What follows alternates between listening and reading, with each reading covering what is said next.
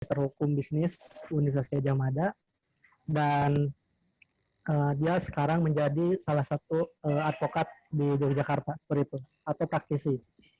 Dan pemateri yang kedua yaitu saudari, bentar, nama kubernya siapa ya?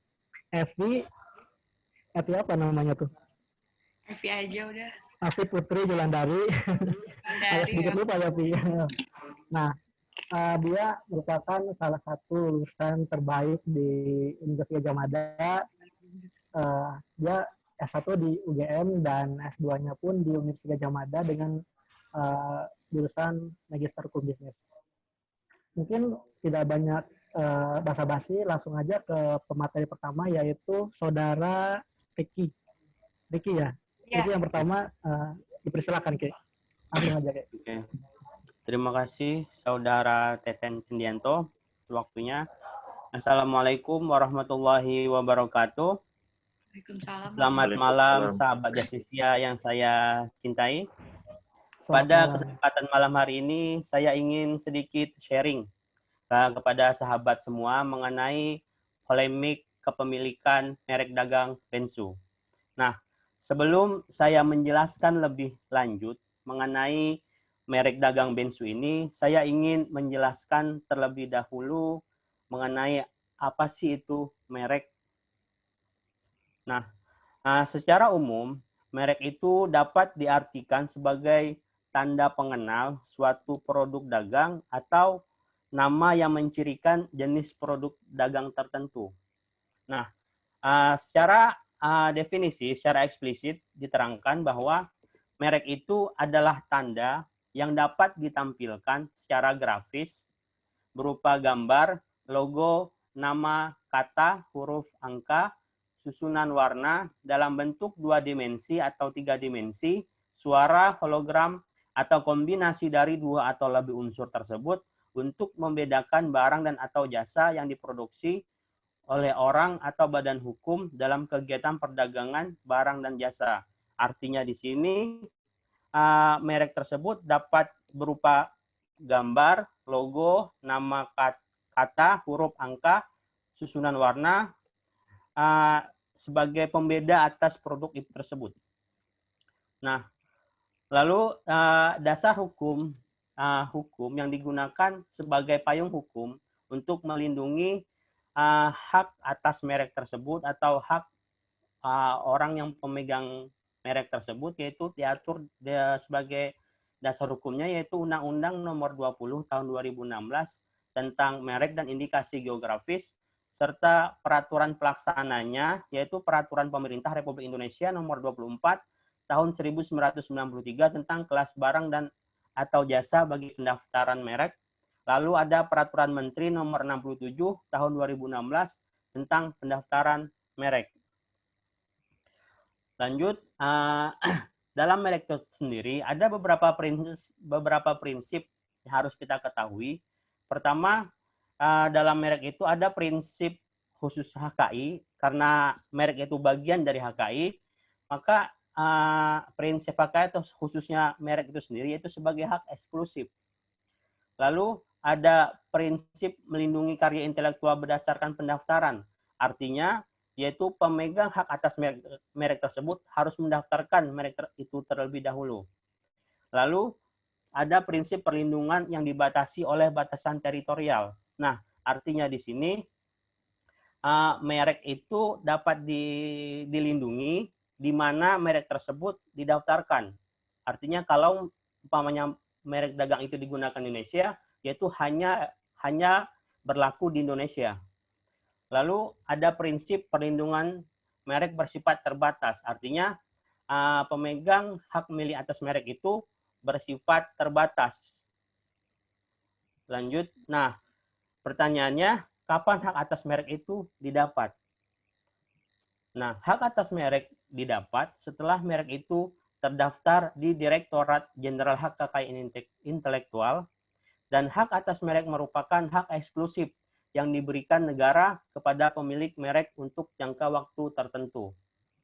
Nah, berapa lama jangka perlindungan merek tersebut?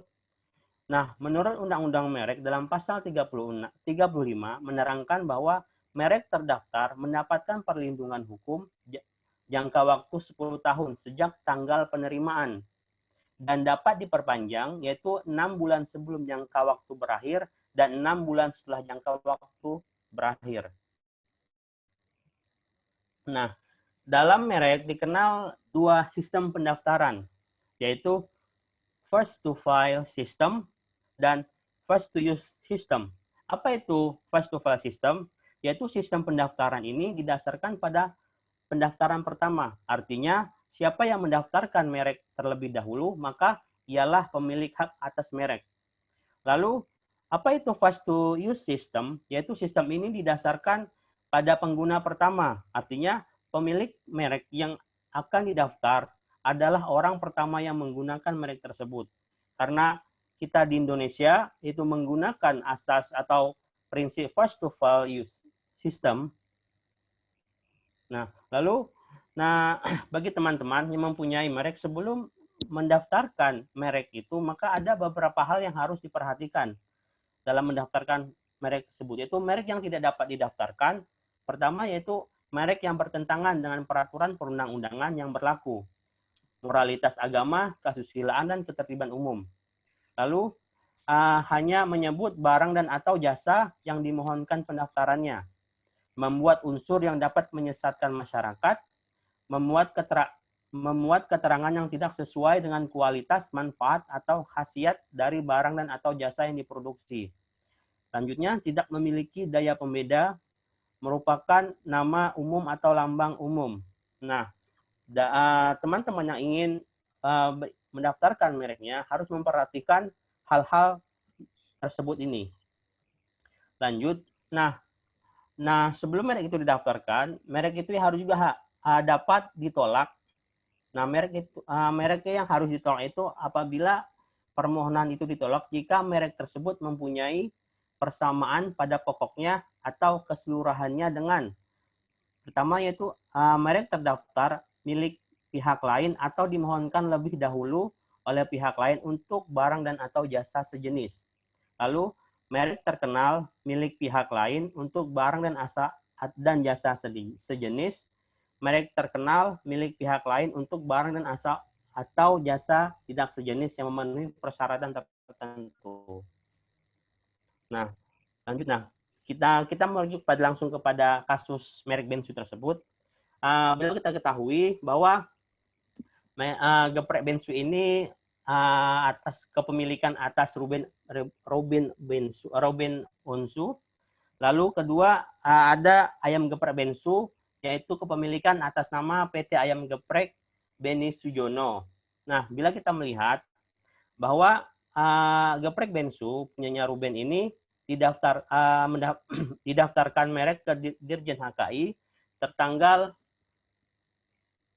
8 Agustus 2019 dan waktu perlindungan 8 Agustus 2029.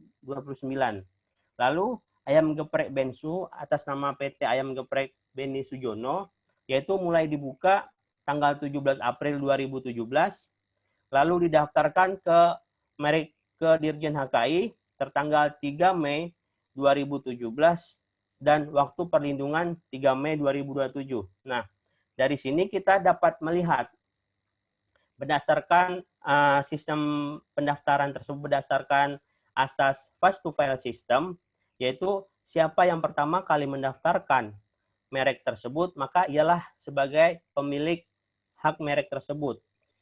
Kalau kita melihat di sini berdasarkan asas tersebut, maka yang memiliki hak atas merek geprek bensu itu adalah ayam geprek bensu miliknya atas nama PT Beni Sujono. Nah, selanjutnya, lalu coba kita teman-teman perhatikan dalam gambar ini, itu terdapat gambar geprek bensu versus ayam geprek bensu. Nah, dari gambar ini kita dapat melihat adanya kombinasi gambar, kata, dan warna. Nah, menurut pasal 21 ayat 1 huruf A Undang-Undang Merek, permohonan ditolak jika merek tersebut mempunyai persamaan pada pokoknya atau keseluruhan dengan merek terdaftar milik pihak lain atau dimohonkan lebih dahulu oleh pihak lain untuk barang atau jasa sejenisnya. Jika kita melihat dari secara langsung bahwa ada persamaan pada gambar tersebut. Dalam Undang-Undang Nomor 20 Tahun 2016 tentang merek dan indikasi geografis, dalam penjelasannya bahwa yang dimaksud dengan persamaan pada pokoknya adalah kemiripan yang disebabkan oleh adanya unsur yang dominan antara merek yang satu dengan merek yang lain sehingga menimbulkan kesan adanya persamaan baik mengenai bentuk, cara penempatan, cara penulisan, atau kombinasi antara unsur maupun persamaan bunyi ucapan yang terdapat dalam merek tersebut. Nah, sehingga atas dasar itu dapat disimpulkan bahwa merek ayam geprek Bensu dan ayam geprek Bensu memiliki kesamaan bentuk, cara penempatan, cara penulisan, atau cara kombinasi antara unsur. Seperti yang teman-teman lihat tadi, ada beberapa dari sekilas kita dapat melihat ada persamaan bentuk. Cara penempatan juga sama, ada gabungan juga. Nah, sehingga saya dapat menyimpulkan di sini berdasarkan asas face to file sangatlah tepat pemegang hak atas merek Bensu adalah Ayam Geprek Bensu atas nama PT Ayam Geprek Beni Sujono karena telah mendaftarkan mereknya lebih dahulu.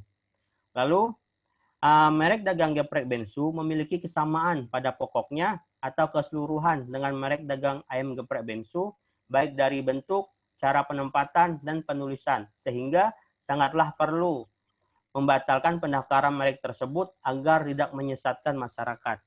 Mungkin untuk lebih detail lagi, mungkin Mbak Evi akan menjelaskan lebih detail lagi terkait kasusnya Bensu ini. Mungkin cukup sekian yang saya dapat sampaikan. Assalamualaikum warahmatullahi wabarakatuh. Ya, Waalaikumsalam warahmatullahi wabarakatuh. Ya, terima kasih pemaparan dari Saudara Riki. Saya memberitahukan kepada teman-teman kalau ingin bertanya kepada Riki maupun Evi ataupun mau ngasih pendapat, silahkan lewat chat terlebih dahulu, sebutkan nama dan asal. Nanti saya akan membacakan pertanyaan-pertanyaan tersebut. Ataupun misalnya kalau emang mau ngomong langsung karena mungkin capek atau apapun, nanti saya akan mempersilahkan untuk berbicara langsung melalui videonya. Nah, oke, untuk selanjutnya pemateri kedua adalah Saudari Evi. Oh, iya. Silakan Saudara Evi untuk memaparkan materi yang sudah disiapkan. Ini mau di-share sendiri atau mau di-share oleh saya itunya PPT-nya, Pi? Aku share sendiri juga nggak apa-apa. Oh, share sendiri aja. Ya, baik. Yuk, silakan Evi. Oke, sebentar.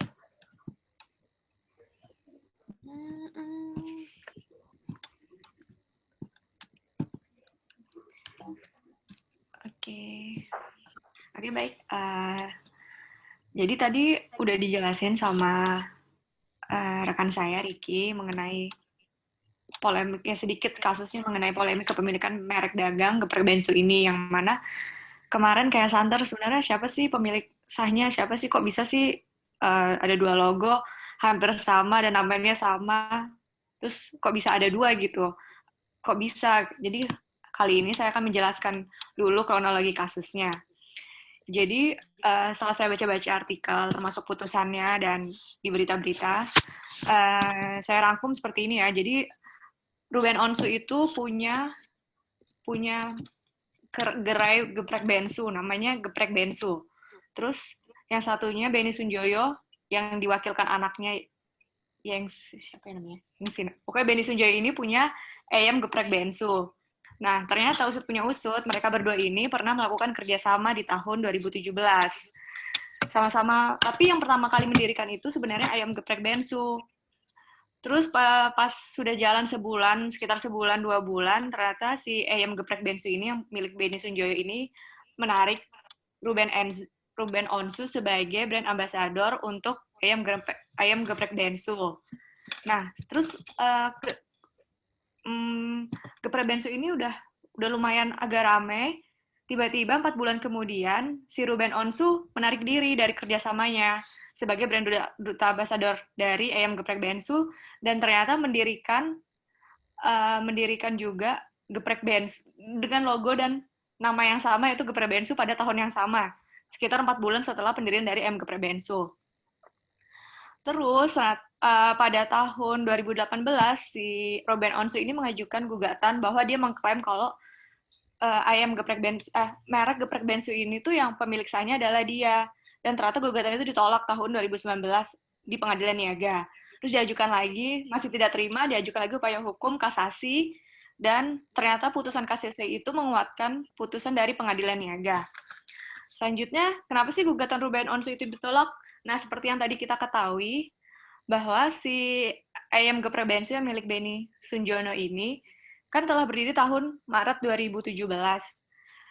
Pas bulan Maret itu, 1 bulan kemudiannya dia udah mendaftarkan merek ayam geprek bensu ini di Dirjen HKI dan sudah mendapatkan sertifikatnya juga. Tapi si Bensu karena merasa kayak sebenarnya saya juga punya andil dalam membesarkan geprek bensu ini. Dan si geprek bensu ini, si Ruben Onsu ini juga udah memberikan somasi ke Benny Sunjono. Padahal kan sebenarnya yang pendiri aslinya adalah si Benny Sunjono. Terus kenapa sih ada sengketa? Jadi yang tadi saya bilang, mereka tuh sama-sama awalnya tuh mendirikannya di tahun yang sama dan bulannya berdekatan, kayak cuman beda 4 bulan. Logonya sama, namanya sama, paling cuman beda dikit. Kalau orang kayak nggak yang mengikuti itu pasti kayak bingung, ini mungkin mereka berdua ini kerjasama, atau mungkin merek yang satu dengan merek yang satu ini punya punya satu orang yang sama, karena emang kayak nggak bisa bedain dari warna, segi warnanya, dan produk yang dijual pun sama. Dan ternyata si Ruben Onsu ini nggak terima kan. Nah, sebelumnya kita jelasin dulu ya kenapa apa itu merek. Tadi udah dijelasin sama Ricky kalau merek itu bisa berupa grafis, logo, nama, kata, huruf, angka, terus kombinasi dari 2 dimensi dan 3 dimensi. Jenisnya ada merek dagang, merek jasa, dan merek kolektif. Tujuannya untuk membedakan produk dan jasa sejenis.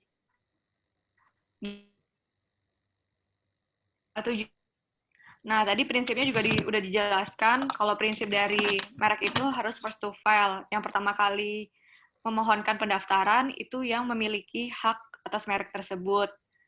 Terus perlindungannya itu hanya bersifat teritorial, jadi di negara yang mereka daftarkan. Misal, saya sebagai pemilik merek ingin melindungi merek saya di Indonesia, berarti saya harus mendaftarkan di Indonesia. Tapi kalau misalnya saya ingin mendapatkan perlindungan lagi di Singapura atau di Malaysia, berarti saya juga harus mendaftarkan lagi merek saya tersebut ke negara Malaysia, terus ke Singapura, karena masing-masing negara itu kan berdaulat, jadi kayak kita nggak bisa kayak memberikan perlindungan sampai di luar dari batas teritori negara kita.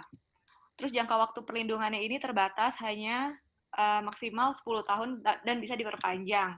Pembatasan jangka waktu perlindungan ini tuh biar tidak terjadi monopoli ya. Jadi kalau misalnya udah nggak dipakai, biar orang lain bisa menggunakan. Tapi ya itu masih ada pengecualian di dalam jangka waktu perlindungan dari batas jangka waktu perlindungannya. Untuk upaya hukumnya itu bisa melalui litigasi ataupun alternatif penyelesaian sengketa. Alternatif penyelesaian sengketanya melalui arbitrase, dan kalau litigasi bisa perdata atau pidana. Kalau pidana pun harus dari delik aduan pihak yang merasa dirugikan, gitu. Nah, kenapa sih tadi saya mau jelasin lagi ya yang masalah kasus geprek bensu ini. Jadi tuh faktanya geprek bensu itu baru mendaftarkan mereknya itu pada tanggal 8 Agustus 2017. Sedangkan si Benny Sunjoyo ini sudah mendaftarkan ayam geprek bensu ini pada tanggal 3 Mei 2017. Tapi kalau misalnya kita lihat dari putusannya, itu kan Dirjen HKI-nya itu menerbitkan sertifikat mereknya itu di tanggal yang sama mereka berdua. Jadi si punyanya Ruben Onsu sama si Benny Sunjoyo ini punya apa ya, sertifikat di tanggal yang sama, yaitu pada dikeluarkan barengan 24 Mei 2019 perpanjangannya itu. Nah, itu tuh ternyata kan kasusnya emang berlarut-larut. Ternyata dari Dirjen HKI-nya tuh sudah mengupayakan sebelumnya tuh kayak mediasi di antara kedua belah pihak. Jadi kayak karena si dari Dirjen HKI itu ngerasa kayak kedua belah pihak ini punya peran dan adil yang sama dalam membesarkan brand geprek bensu ini. Jadi kayak nggak ada salahnya kayak dikeluarkan asalkan kan mereka biar aja masyarakat menilai. Jadi masing-masing bisa menggunakan merek tersebut walaupun hanya pembedanya tuh dikit di tulisannya aja. Kalaupun kita lihat logonya sekilas pun kayak masih bingung ya, kayak oh ini yang mana yang punyanya Ruben Onsu, mana yang punyanya Benny Sunjoyo. Nah, terus tapi ternyata si Ruben Onsu dalam mengklaim nama geprek bensu ini dia menggunakan kayak beberapa cara. Pertama dia mengklaim dulu nih. Jadi dalam yang pas di kasasinya ini, saya baca putusan kasasinya, si Ruben Onsu mengklaim kalau dia ini udah punya merek geprek bensu ini dari tahun 2015. Ternyata klaim dia yang bilang kalau nama nama bensu. Dia tapi itu bukan geprek bensu. Ternyata klaim dia yang tahun 2015 itu hanya untuk nama bensunya aja, bukan geprek bensu. Padahal ternyata kalau kita lihat bensu yang terdaftar pada tahun 2015 itu tuh bensu buat bensu dari kepanjangan dari bengkel susu, dan logonya pun logo tengkorak ada sapinya gitu, bukan logo gambar ayam yang warnanya merah dan ada tulisannya ayam geprek bensu. Nah, ternyata dia bisa ngeklaim gini pada tahun 2018 itu kan juga pernah digugat ini sama si Bensu nih, karena dia waktu itu gugat ngajuin ke pengadilan kalau Bensu itu kepanjangan dari Ruben Samuel Onsu. Terus jadi dia ngeklaim itu, tapi yang pengalihan hak atas merek yang Bensu yang tahun 2015 yang punya milik Jesse Handalim ini yang dari daerah Jawa Timur, dari Surabaya, itu pengalihannya secara damai. Jadi si Jesse memberikan pengalihan hak atas nama bensu ini ke Ruben pada tahun 2015. Padahal kalaupun misalnya sebagaimana yang kita ketahui, emang hak atas merek itu bisa dialihkan, bisa digunakan sendiri, bisa dialihkan atau menggunakan lisensi. Nah, namun klaimnya dari si Ruben Onsu ini maksudnya tidak bisa memiliki kekuatan hukum, tidak bisa berimbas kepada pihak ketiga, karena dalam undang-undang mereknya dijelaskan pada pasal 41 ayat 6, kalaupun misalnya ada pengalihan hak atas merek, misal saya punya merek, terus saya pengen alihkan ke orang B, dan biar merek itu bisa memiliki imbas ke pihak-pihak yang lain, itu harus didaftarkan kembali ke Dirjen HKI dan diberikan dan dicatatkan lagi di berita resmi mereknya. Nah, kalaupun misalnya si Ruben Onsu waktu itu mau ngeklaim, aduh nama bensu itu kan udah identik sama saya, harusnya dari tahun 2017 ketika ayam geprek bensu mendaftarkan merek, itu harusnya ditolak dong, karena kan itu ada singkatan nama saya, yang maksudnya itu singkatan nama orang terkenal itu kan biasanya nggak bisa dijadiin merek juga, harusnya ditolak gitu pendaftarannya. Nah, tapi indikator suatu merek itu, suatu nama itu juga terkenal atau enggak tuh juga harus melihat dari tingkat pengetahuan dari masyarakat setempat. Jadi kayak di Indonesia tuh pada tahu kalau misalnya emang bensu itu kepanjangan dari Ruben Onsu, terus kayak harus ada ditambah dari lembaga survei juga menentukan apakah emang itu sebagai nama orang terkenal. Kalaupun itu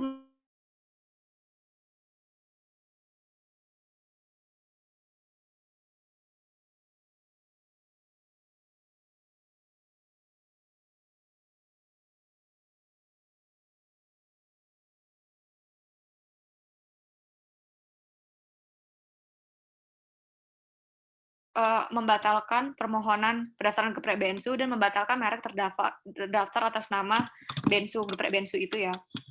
Itu karena tadi sebagai kita ketahui bahwa perlindungan merek itu sendiri kan harus yang memberikan hak atas merek itu bagi pendaftar pertama. Jadi kalau misalnya dia sebagai pendaftar pertama, berarti dia memiliki hak atas merek tersebut, otomatis orang yang mendaftarkan berikutnya ya tidak bisa mendaftarkan karena pasti memiliki kesamaan secara keseluruhan atau pada pokoknya saja. Sehingga kalaupun misalnya ada solusi untuk gimana sih biar Ruben Onsu tetap bisa gunain nama Geprebensu ya, solusinya cuman ya lisensi menggunakan lisensi. Jadi kayak dengan si Benny Sunjoyo memberikan lisensi kepada Geprebensu, jadi Geprebensu bisa menggunakan merek tersebut, tapi hak atas mereknya itu dipegang Benny Sunjoyo. Karena kan kalau cuma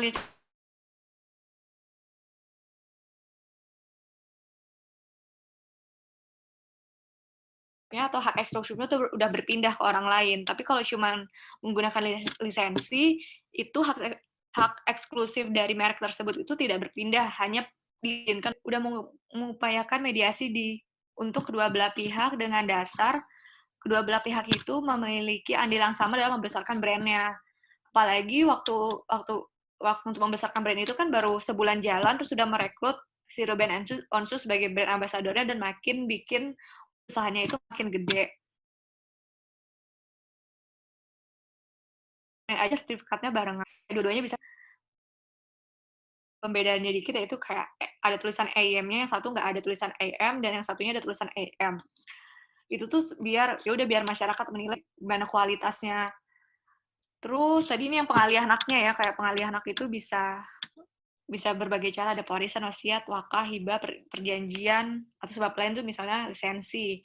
Namun walaupun mau ada pengalihan ataupun ada lisensi itu tetap harus didaftarkan lagi ke Dirjen HKI dan harus dicatat.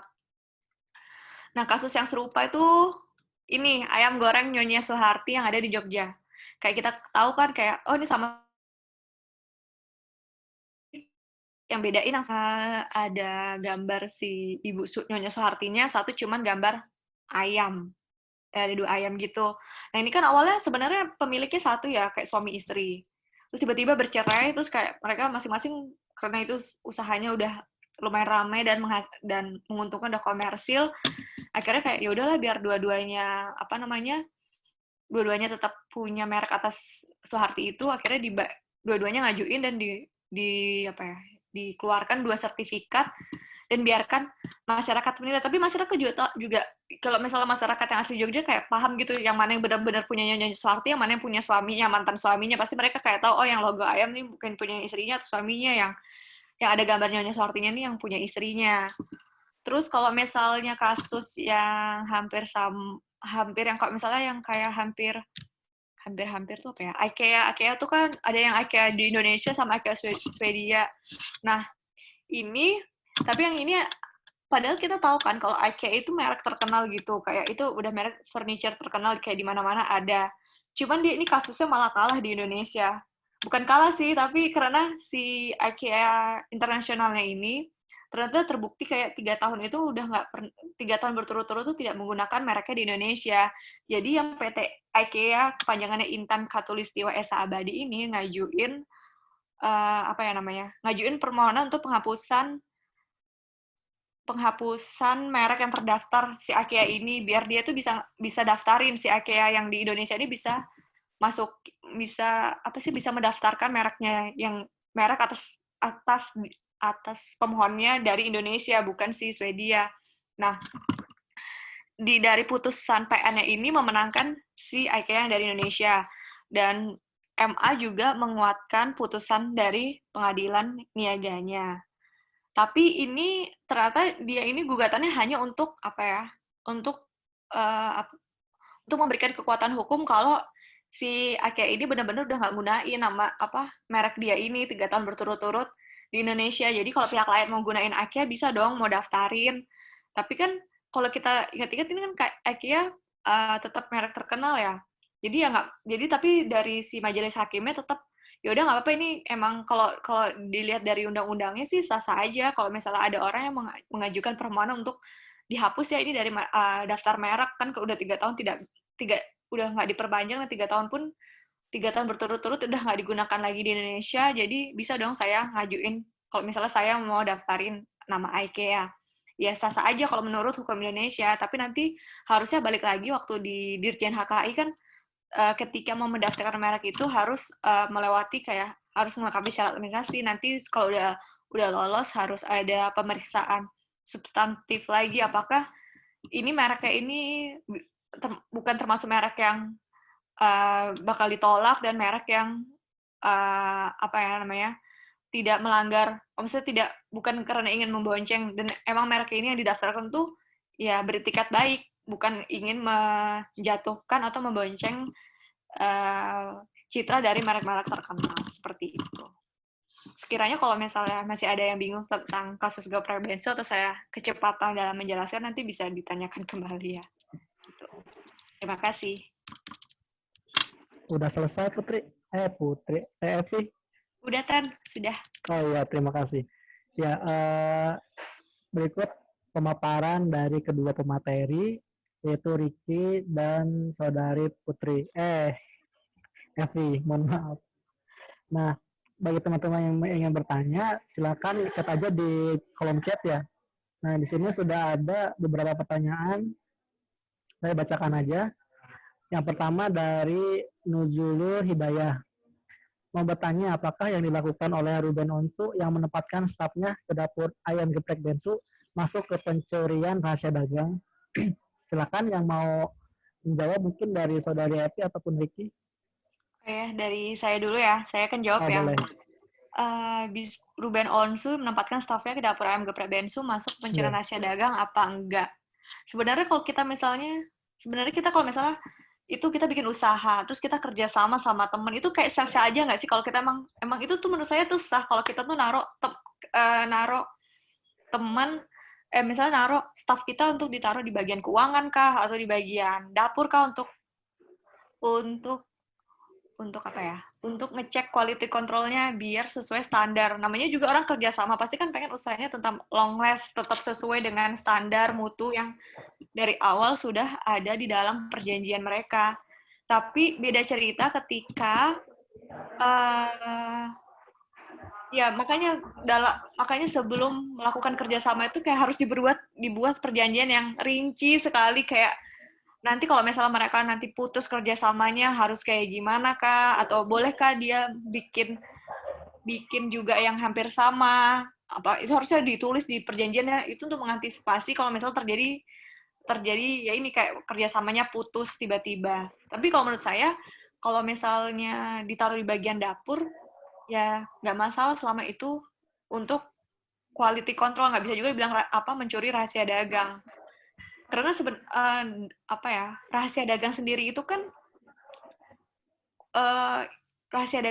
itu kan kayak apa ya, maksudnya namanya rahasia, jadi dan itu tolak ukur rahasianya pun itu tergantung seberapa banyak orang yang mengetahuinya. Kalau masih orang-orang internalnya aja yang mengetahui, itu pun masih bisa dibilang rahasia dagangnya masih aman sebenarnya, kayak gitu. Oke, mungkin Ricky mau menambahkan?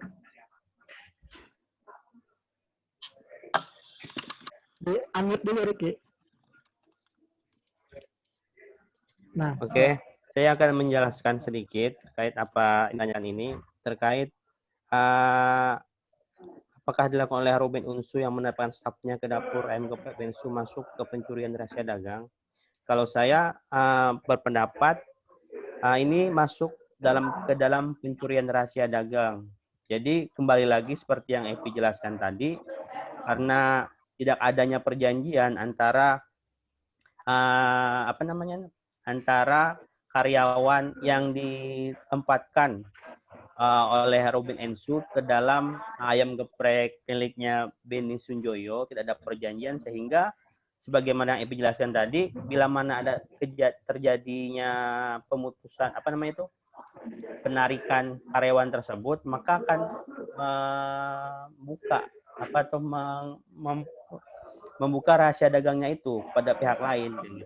Seharusnya ya betul tadi seperti yang Evi jelaskan, berarti kita harus membuat suatu perjanjian dan kesepakatan antara kedua belah pihak sehingga rahasia dagang itu bisa aman seperti itu. Oke. Mungkin misalnya kalau teman-teman mau memberikan pendapat silakan ya, soalnya ini diskusi terbuka, jadi ketika ada suatu pertanyaan ataupun pendapat yang ingin disampaikan, ngomong aja langsung di chat, nanti saya persilahkan. Dan ini sudah ada tokoh tumbuh. Tokoh tumbuh siapa ya? Nah, mungkin mau menambahkan masalah ini yang terkait gitu, silakan aja langsung Mas. Jadi kita diskusinya langsung biar nyambung gitu. Nanti kalau nanti takutnya nggak kurang nyambung lagi gitu. Ya. Gimana Mas Tumbuh? Mau langsung ngomong? Ya, silakan. Mukanya ya mukanya kurang jelas Mas. Mungkin boleh dibuka gitu. Iya, tokoh tumbuh. Heeh. Siapa tuh tokoh tumbuh? Oh, Mas ini ya. Orang Kuningan ya. Satu kampung kita ya Mas ya. Ya. Assalamualaikum warahmatullahi wabarakatuh. Waalaikumsalam warahmatullahi wabarakatuh. Sebelumnya makasih kepada pemateri yang udah ngejelasin. Tentu ini sangat menarik dan menjadi suatu isu yang saya harap bisa menambah perspektif kita sebagai akademisi maupun praktisi di sini. Cuma ini aku menambahin tadi terkait rahasia dagang kan, apakah itu termasuk pelanggaran rahasia dagang? Sebetulnya sebelum ke arah sana, menurut aku sih lebih baik kita mendefinisikan dulu apa sih rahasia dagang, gitu kan. Cuma aku nggak mau ngedefinisikan secara yuridis lah, karena itu teman-teman juga bisa lihat di undang-undangnya. Yang jelas rahasia dagang itu meliputi segala rahasia yang meliputi technical or scientific information, kemudian ada di sana juga financial information, commercial information juga bisa masuk, atau dalam beberapa pengaturan hukum di negara Anglo-Saxon itu ada negative information. Nah, kalau kita hubungi sama case ini, tentu kita harus melihat apakah dalam suatu penempatan karyawan tersebut ada perjanjian undisclosed information. Undisclosed information agreement itu kayak apakah ada kesepakatan enggak di antara mereka itu sebelumnya bahwa karyawan yang bersangkutan tidak boleh mengungkapkan hal-hal batasan-batasan tadi mengenai rahasia dagang. Nah, sebelumnya juga enggak hanya terpatok pada perjanjian tertulis, dalam undang-undang ini diatur juga mengenai himbauan secara lisan ataupun kebiasaan yang ada di sana. Tentu untuk mengetahui hal tersebut kan perlu ada suatu pembuktian di pengadilan. Menurutku kurang tepat juga ketika kita menjudge apakah si karyawan tersebut telah melakukan suatu pelanggaran rahasia dagang. Karena pada dasarnya pelanggaran terhadap rahasia dagang itu ada dua. Yang pertama, dia itu melanggar kesepakatan atau prestasi. Dan yang kedua, dia melanggar suatu perjanjian rahasia dagang atau rahasia dagang tersebut memperolehnya dengan perbuatan melawan hukum. Nah, tentu kan itu perlu dibuktikan. Sedangkan kita juga tahu bahwa ada asas praduga tak bersalah gitu. Jadi ya menurut saya lebih fair ketika hal tersebut dibawa ke pengadilan. Cuma kan kalau kita ngomongin hal seperti itu, apalagi tidak ada perjanjian, kita kayak ngomongin iktikad baik subjektif yang seperti sangat-sangat sumir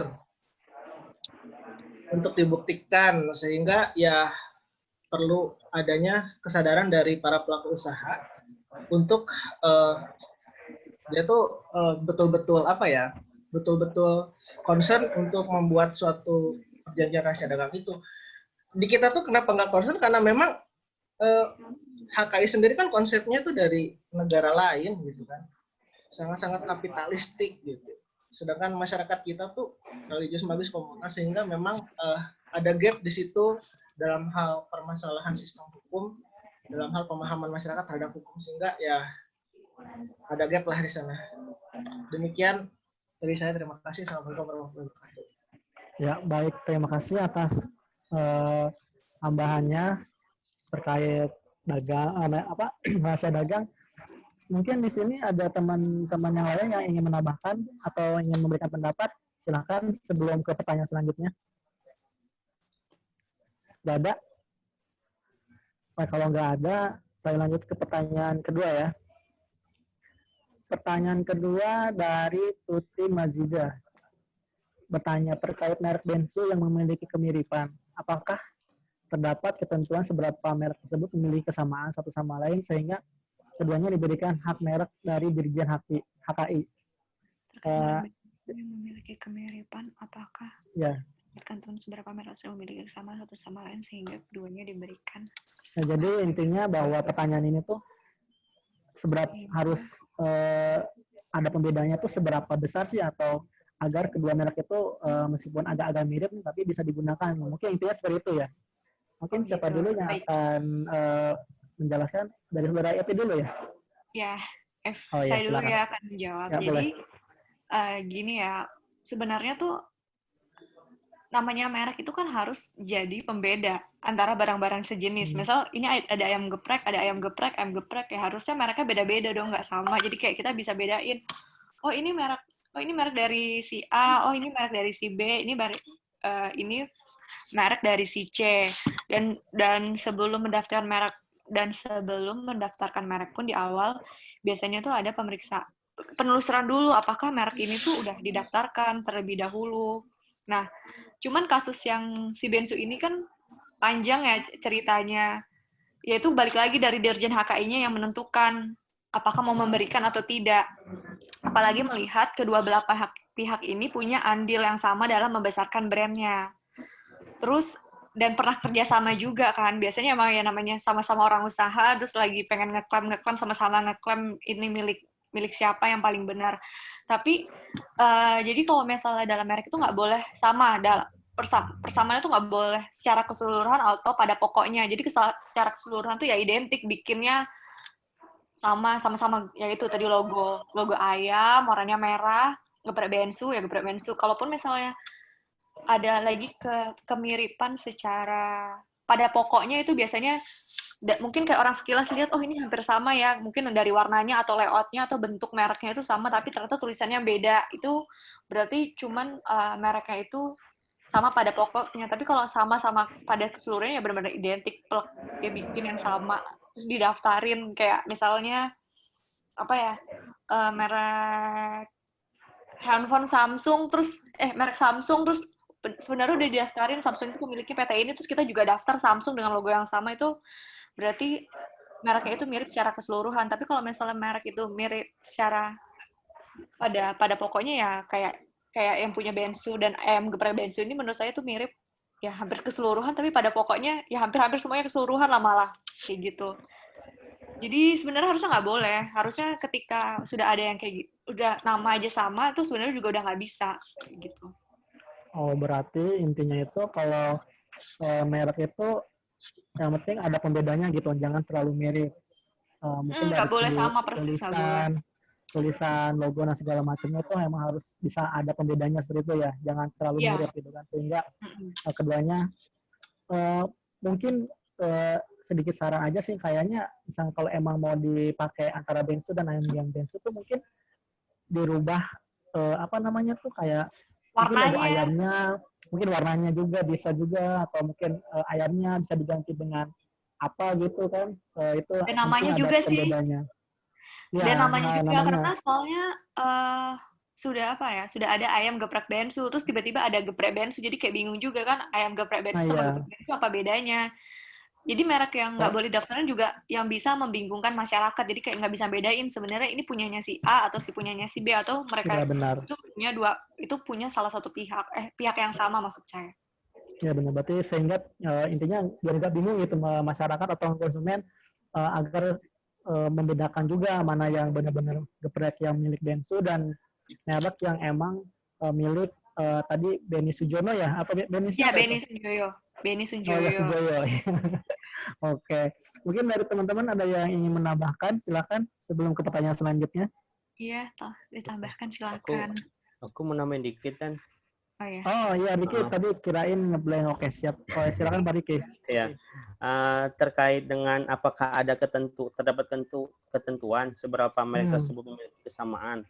Kalau sesempit yang sepengetahuan saya, itu tidak ada ketentuan yang menjelaskan bahwa berapa persen dari merek atau logo tersebut memiliki kesamaan, sehingga keduanya diberikan merek itu tidak ada. Justru malah berdasarkan aturan yang ada itu tiap-tiap merek yang didaftarkan ke Dirjen HKI harus ada jenis pembedanya sendiri gitu. Mungkin dari merek ayam geprek bensu ini kalau ingin didaftarkan di awal kayak gitu, pengen mungkin diganti namanya seperti yang disampaikan Evi tadi, mungkin ayam gemes bensu atau siapa gitu kan, bisa jadi seperti ada pembeda di situ kan. Dan juga logonya juga jangan ayam gitu. atau apa gitu kan bisa. Sehingga ada pembeda di situ. Mungkin itu yang sedikit saya sampaikan. Mungkin teman-teman ada nambahin lagi. Ya, saya tambahin Oh iya. lagi. Itu. Oh ya, silakan Evi.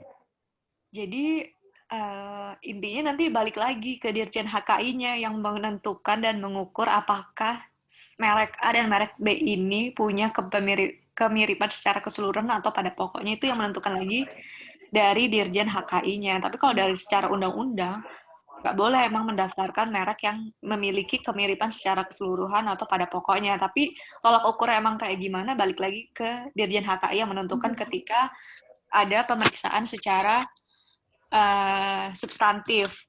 Nah, setelah pemeriksaan substantifnya pun lolos pun, itu kan mereknya itu kan nanti diumumkan tuh. Nah, nanti kalau misalnya ada pihak yang keberatan, dia bisa ngajukin keberatan kalau ini mirip, ini mereknya mirip punya saya, nanti ya bisa diputuskan lagi itu nanti akhirnya pendaftaran mereknya itu disetujui atau tidak. Tapi ketika tidak ada yang pihak yang merasa dirugikan dan keberatan dan menganggap itu merek tidak ada yang sama, justru tidak ada yang keberatan, ya berarti kan sudah lolos beberapa tahap untuk melakukan pendaftaran merek. Jadi sertifikat mereknya bisa diterbitkan. Jadi dia punya hak atas merek tersebut. Gitu. Oh gitu. Intinya yang penting ada pembedaannya aja ya. Seperti saya menambahkan sedikit, mungkin dari pasal 1 ayat 1 mungkin dari segi definisi juga bisa dilihat juga. Ini saya bacakan aja ya. Merek adalah tanda yang dapat ditampilkan secara grafis berupa gambar, logo, nama, kata, huruf, angka, susunan, warna dalam bentuk 2 dimensi atau 3 dimensi, suara, hologram, atau kombinasi dari 2 atau lebih unsur tersebut untuk membedakan barang.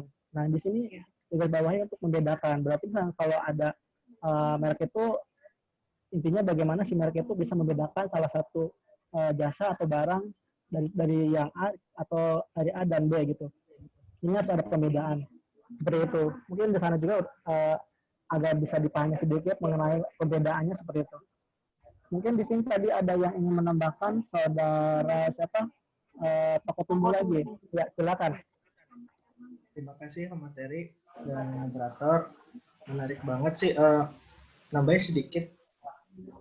Mungkin teman-teman udah pada tahu juga bahwa sebetulnya kan nyambung ke desain industri karena setahu saya, koreksi ya kalau saya salah gitu. Setahu saya dalam penilaian persamaan pada pokok itu ada salah satu teori yang bilang bahwa bisa membedakan unsur persamaan pada pokoknya itu melalui penampilan secara keseluruhan daripada merek. Karena kan kebetulan waktu kemarin aku nyusun mengenai desain industri dan ada persamaan juga antara merek dengan desain industri karena di Indonesia perlindungan terhadap desain industri untuk menentukan sama atau bedanya melalui pendekatan merek dari sistemnya dan cara penilaiannya. Jadi nanti itu ketika Dirjen HKI memeriksa secara substansi, itu ada 2 pendekatan metode yang mereka gunakan. Pendekatan metode yang pertama adalah apakah secara substansial itu terdapat suatu perbedaan. Dalam artian kalau metode ini namanya kan substantive distinctive approach. Jadi nanti dilihat si barang ini tuh apabila ada perbedaan sedikit, dia bisa disebutkan sebagai beda gitu. Dalam hal ini merek gitu ya. Atau enggak, metode yang kedua yang digunakan ini, overall distinctive approach.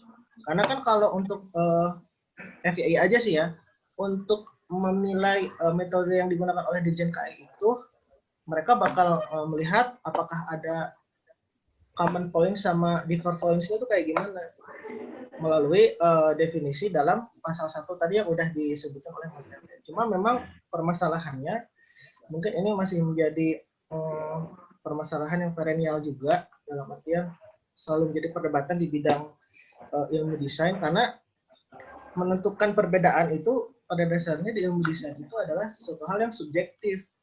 Jadi memang secara praktiknya Dirjen KI menilai itu secara pragmatis apakah udah ada enggak. Dalam hal ini saya setuju dengan pemateri tadi melihat dari sudut pandang konsumen.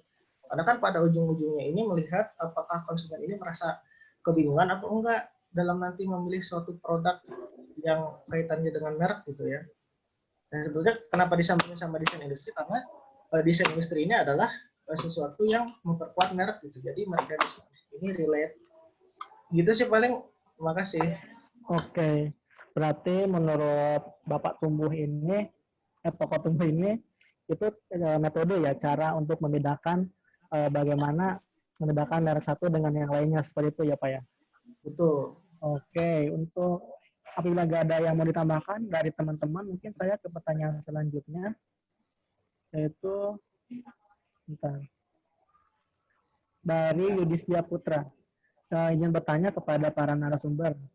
Pada faktanya, putusan pengadilan hanya membatalkan 6 hak merek pengguna nama bensu di kelas 43. Sedangkan di kelas sama masih terdapat 2 kelas dengan nama bensu yang masih diizinkan untuk digunakan. Pertanyaannya, jika memang penggunaan nama bensu merupakan hak merek milik orang lain, mengapa tidak lantas juga dibatalkan penggunaan merek bensu lainnya di kelas lainnya seperti bensu bakso, bensu kopi, bensu nugget, dan sebagainya. Berkaitan dengan penggunaan merek nama bensu di bawah dengan naungan PT OPP. Mengapa hanya merek bensu pada produk ayam yang dibatalkan jika memang merek nama bensu tersebut sudah menjadi hak merek perusahaan lain? Itu dari Yudhistia, mahasiswa Fakultas Hukum Unpas. Silakan buat materi. Baik. Nah, silakan. Jadi saya akan menjelaskan ya, kenapa kok yang dibatalkan cuman ayam geprek bensu. Geprek nama bensu, tapi bukan nama bensunya, karena si Ruben Onsu mendaftarkan untuk produk ayamnya ini geprek bensu, bukan hanya bensu aja. Terus untuk si Beni Sunjoyono mendaftarkan nama produk ayamnya ayam geprek bensu. Jadi kan itu sebenarnya sama persis, ada tulisan geprek bensu dan tulisan geprek bensu itu mereka sama-sama caps lock ya. Jadi tulisannya gede semua geprek bensu. Makanya karena sudah dibuktikan kalau pemilik yang mendaftarkan pertama ayam geprek bensu itu adalah Beni Sunjoyo, makanya si Ruben Onsu ini nggak berhak atas nama geprek bensu untuk produk ayam. Nah, kenapa kok yang di kelas lain untuk bensu nugget, bensu bakso, dan bensu kopi itu tuh nggak dibatalkan karena produknya beda. Walaupun dia di kelas sama, tapi orang bisa bedain, oh ini kan nggak satu kepunyaan, nggak, si bensu bakso ini bukan dari geprek bensu kopi ini bukan dari geprek bensu, walaupun sebenarnya dia adalah pemilik yang sama. Terus apa merek bensu? Jadi ya itu tadi yang di tahun 2015 sudah ada nama bensu itu pun awalnya dia bengkel susu. Kan itu beda lagi, itu cuma dan singkatan, dan baru setelah tahun 2018 si bensu mendaftarkan kalau kalau singkatan bensu itu, merek bensu itu adalah singkatan dari kepanjangan Ruben Onsu Samuel. Jadi ya menurut saya itu pertimbangannya kenapa yang bensu bakso, bensu kopi, bensu nugget itu nggak dihapus. Dan tolak ukurnya itu, kalaupun kita misalnya kalau kita sakot melihat undang-undang seharusnya emang nggak bisa ya kan, itu hampir sama. Jadi orang pasti bingung apa ini sebenarnya keluar dari produk yang sama, dari kepemilikan yang sama atau bukan. Balik lagi dari Dirjen HKI yang menentukan ini ada, walaupun di kelas yang sama tapi mungkin bisa membedakan dari produk yang satu dengan produk yang lain, seperti itu. Mungkin Ricky mau menambahkan. Oke, Bu. Ya silakan Ricky kalau ada yang mau ditambahkan.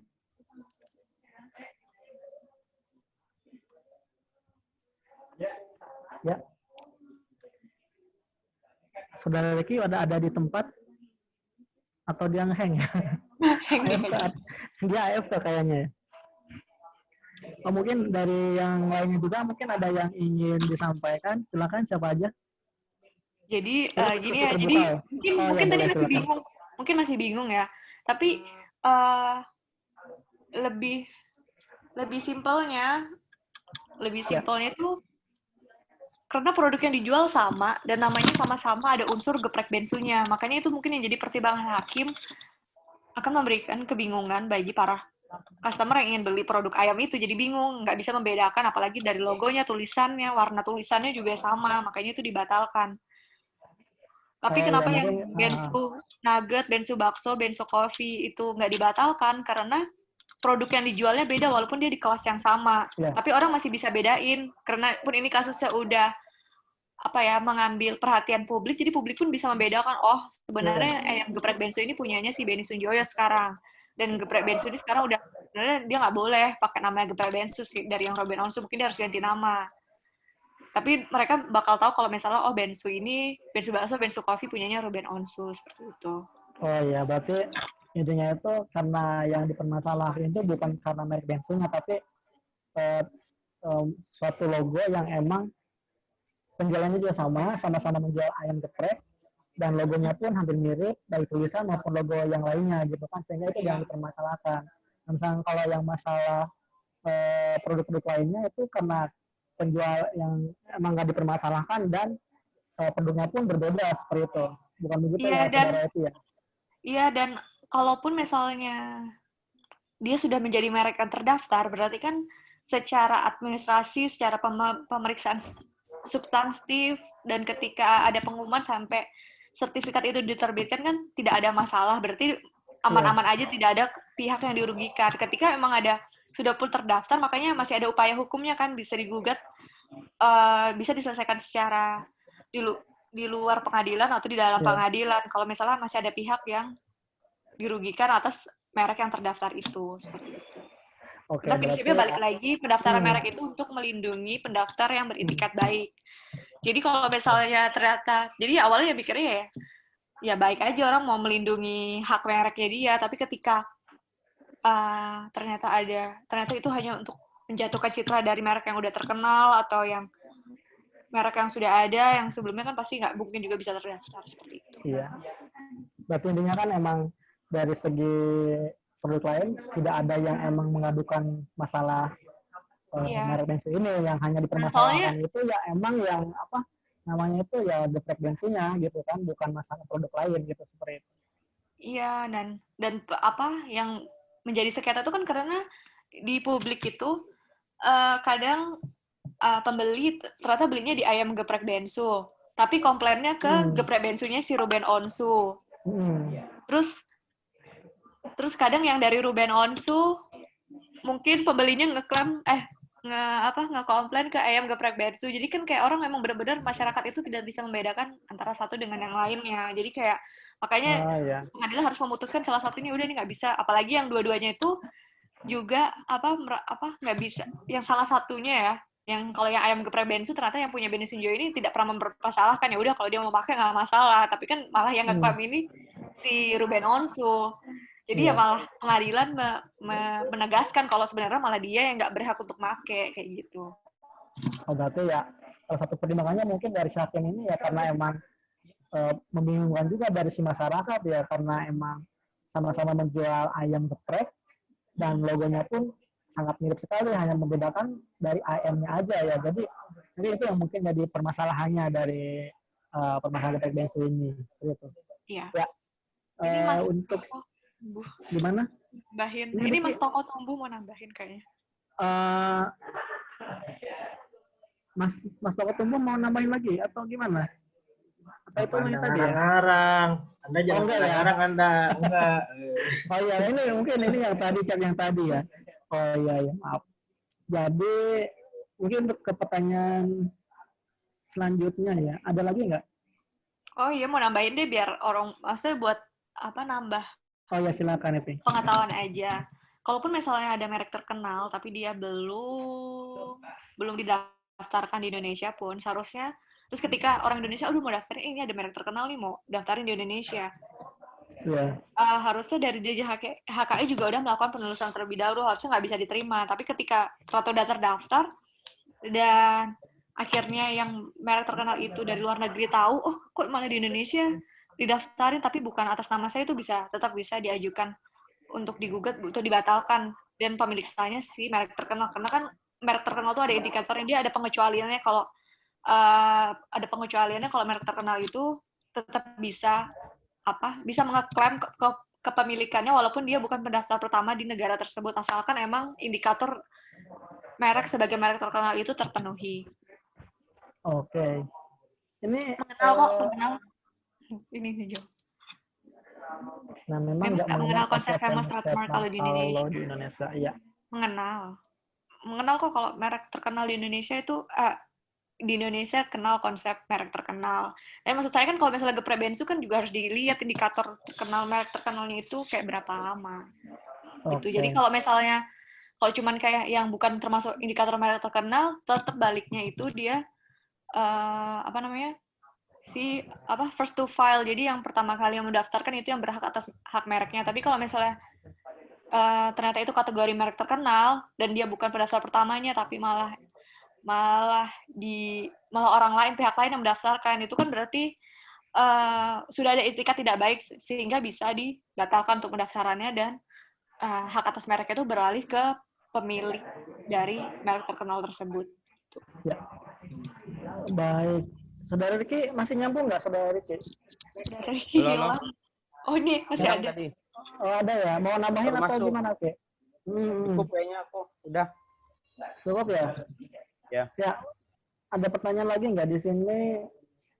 Ada yang mau bertanya lagi? Atau mau nambahkan mungkin ngasih sharing-sharing informasi seperti apa?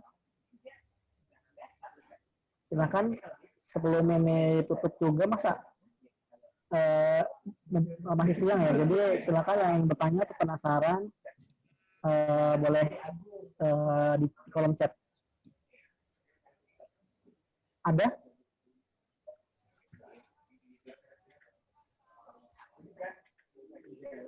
Ya, mungkin ini ada Bapak Advokat Farid, bisa mungkin mau ngasih pendapat.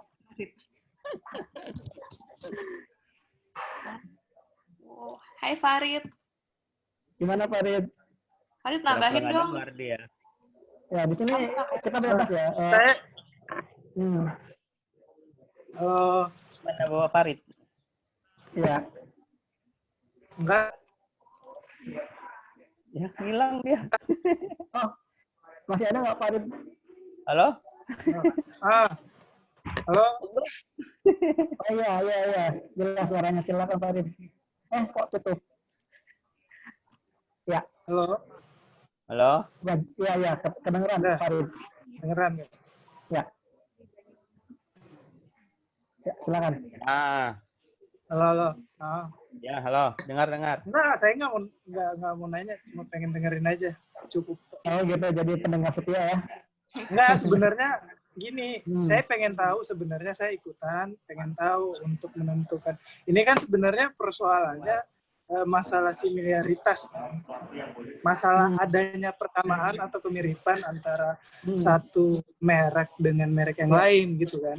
Nah, saya tuh pengen gali aja sebenarnya untuk menentukan similaritas itu tadi itu menurut teman-teman kayak gimana. Jadi itu aja. Saya pengen denger aja dulu pertanyaan-pertanyaan yang ini.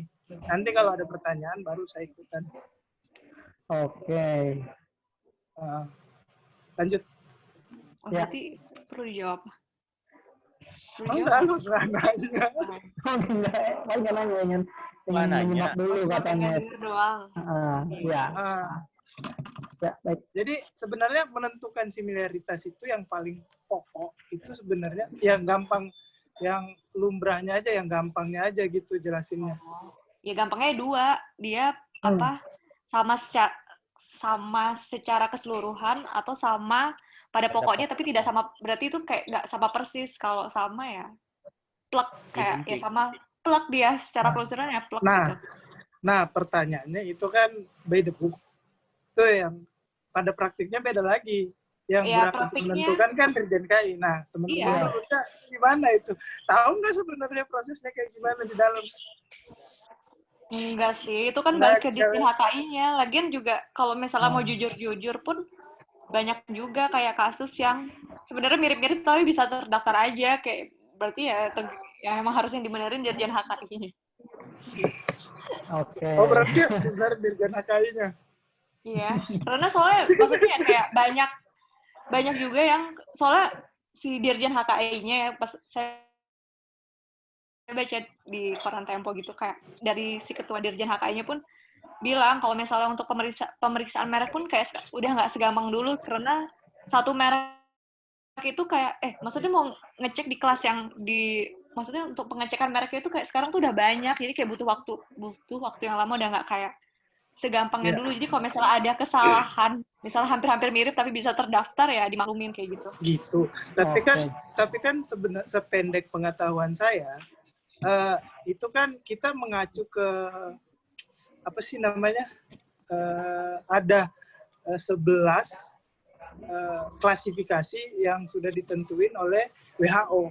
WHO atau apa ya, organisasi mengenai WIPO. trademark. Kesehatan, Pak. Ya, bukan.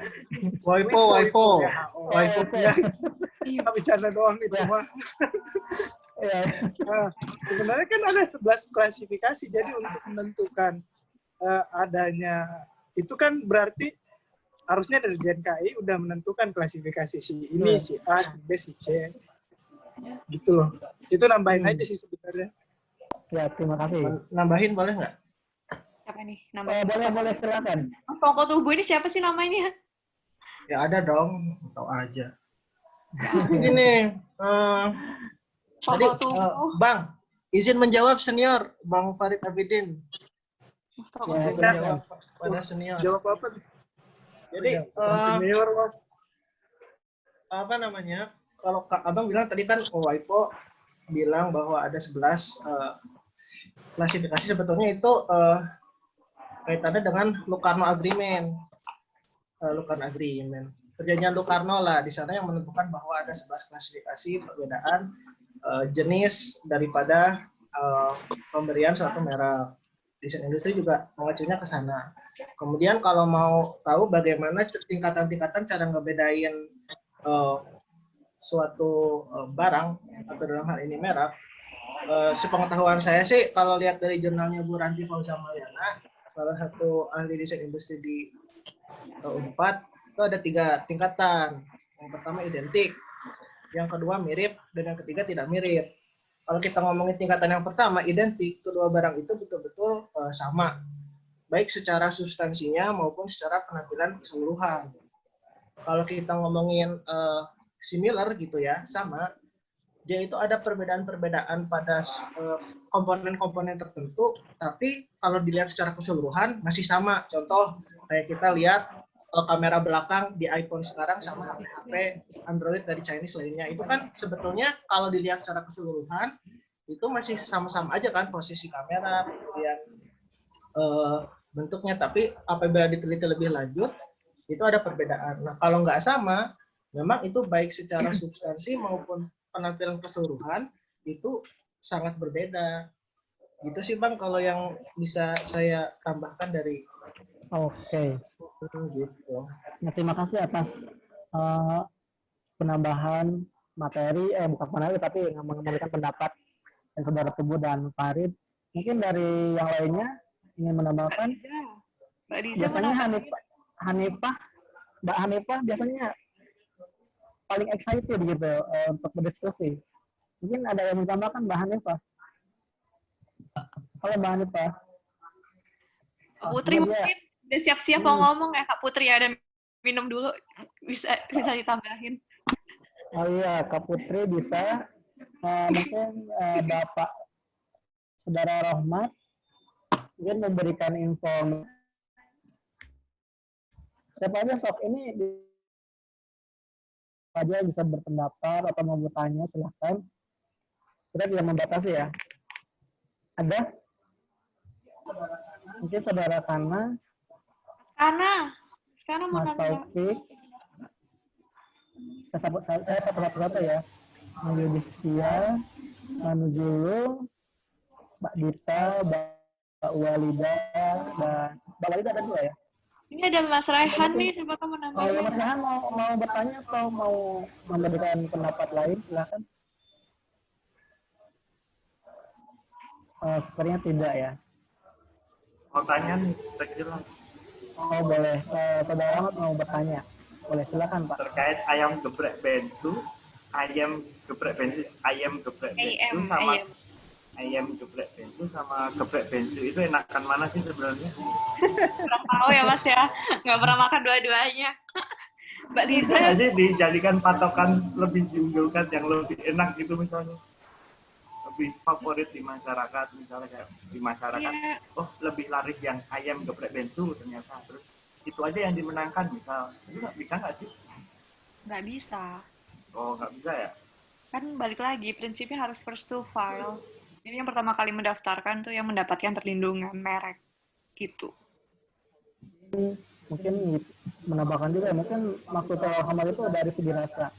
Nah, kalau misalnya segi rasa itu ya itu kan tergantung dari selera masing-masing ya, apa bisa si ayam geprek bensu sukanya itu kan nggak ada patokan sama sekali mau mengenai rasa gitu kan, itu kan masalah selera masing-masing seperti itu Iya.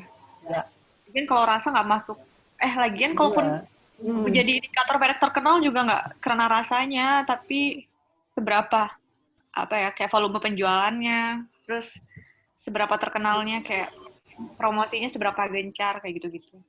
Ya ada Ya beberapa benar ya, pokoknya patokannya itu bukan dari rasa ya, Iya. itu termasuk karena rasa kan Tapi emang mungkin rasanya bisa masuk sih kalau masing-masing penjualannya gitu banyak ya. berarti rasanya enak.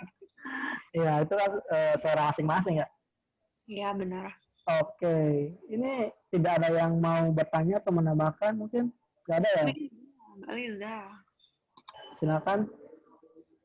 Kalau tidak ada yang bertanya mungkin dicukupkan nih, mau ditutup. Dan waktu sampai jam 9. Nggak 10 menit. Gimana? Ada yang mau ditambahkan dari saudara Liza? Nggak ada, Nah. Mas. Oh, enggak Jadi ada kamu ya, kirain rangkum ya, mau. Ten. Kamu menutup sambil merangkum, Ten. Intinya. Kan kamu moderator. Ya, mungkin saudara karena sebagai yang suka menulis juga, mungkin kayaknya lebih Cocok jadi ini. kayaknya karena jadi hilang ya. Oke, mungkin Kan hilang.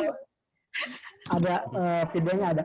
Ya, mungkin kalau nggak ada, dicukupkan sekian aja mungkin ya diskusinya ya. Boleh. Oke, dadah. Oke, mungkin dari apabila nggak ada, mungkin closing statement dari saudara Ricky dan saudara Devi, silakan. Closing statement, mungkin kesimpulannya apa dan dari masing-masing itu seperti apa? Oh ya, kesimpulannya. Ya. Kesimpulannya, kalau punya produk barang atau jasa dan ada mereknya, ya sebaiknya didaftarkan terlebih dahulu. Buat jaga-jaga kalau emang mereknya nanti bakal famous dan bakal ada nilai komersial ke depannya, jadi bisa terlindungi haknya. Walaupun dan kalaupun ada pihak yang dirugikan pun, setiap merek yang didaftarkan itu kan juga harus melewati pemeriksaan substansif dan nanti setelah itu ada pengumuman. Jadi yang keberatan bisa mengajukan keberatan ke Dirjen HKI melalui Komisi Perlindungan. Terus kalaupun misalnya sudah jadi merek yang terdaftar pun masih bisa diajukan gugatan kalau emang dia sebagai pihak yang dirugikan. Jadi ya kalau bikin merek ya kalau bisa ya tidak menjiplak atau membonceng atau menjatuhkan citra dari merek-merek yang sudah ada. Itu sih. Ya, dan silakan. Terima kasih saudari Evi dan selanjutnya saudari Ricky. Closing statement-nya seperti apa? Oke. Baik, dari merek dagang geprek bensu memiliki kesamaan pada pokoknya atau keseluruhannya dengan merek dagang ayam geprek bensu, baik dari bentuk, cara penempatan dan penulisan, sehingga sangatlah perlu membatalkan pendaftaran merek tersebut agar tidak menyesatkan masyarakat.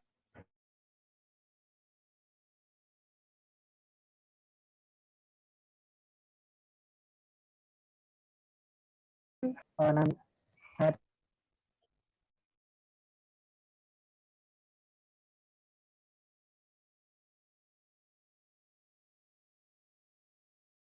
karena ada info mengenai hukum dan nanti kita akan share jadwal dan tema untuk diskusi selanjutnya. Mungkin terima kasih. Selamat malam semuanya. Silakan bagi yang ingin live tour. Red, jangan keluar dulu, Red.